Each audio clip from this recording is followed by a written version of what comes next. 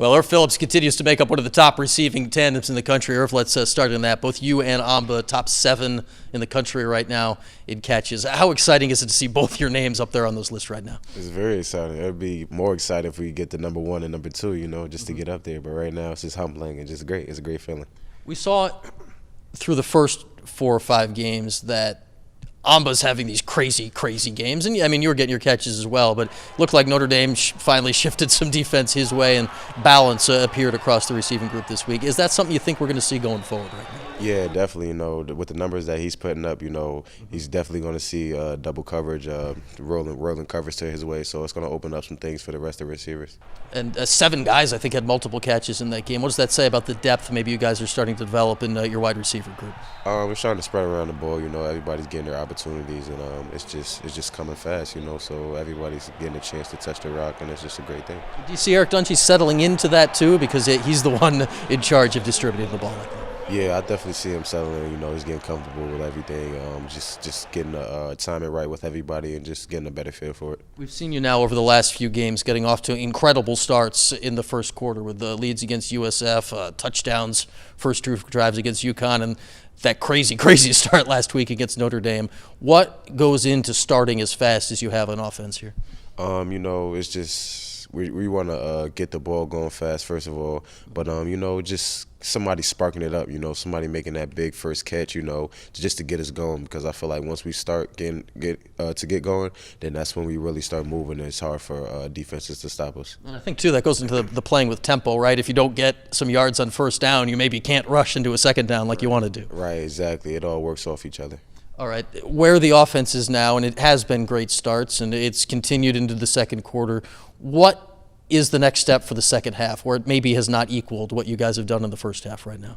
I think we need to cut down on a lot of mistakes. I know we're able to put up points early, first half, but I don't think we've been able to finish a lot how we wanted to in the second half. So I feel like just being able to take the second half like the first and just try to finish as best we could is something that's important for this next half for the schedule.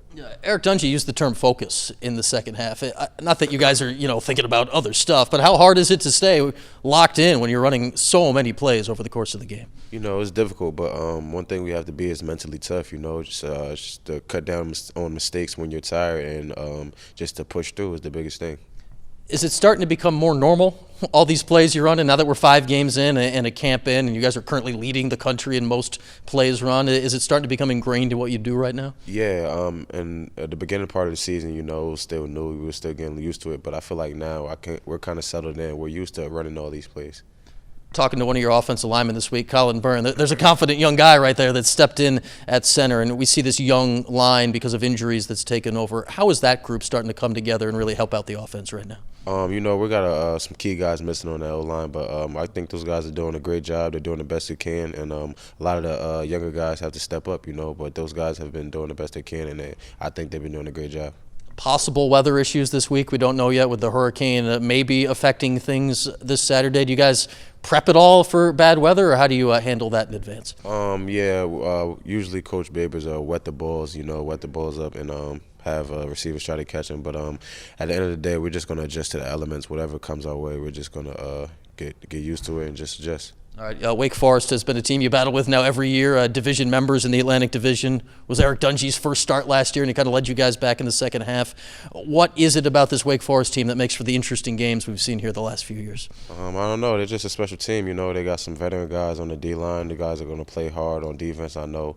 But I'm just excited just to get out there and play those guys because I missed last year, so I know they're going to play hard, and we're just ready to go out there and make some plays. Did they stand out on film, Irv? Because this is a team that started 4-0 here for the first time in a decade, and it looks like they're building their program right now. Yeah, I think I need to get in the film room more and just get a better feel for them right now. But I know that they got some good guys back there, and they're going to really play hard. All right.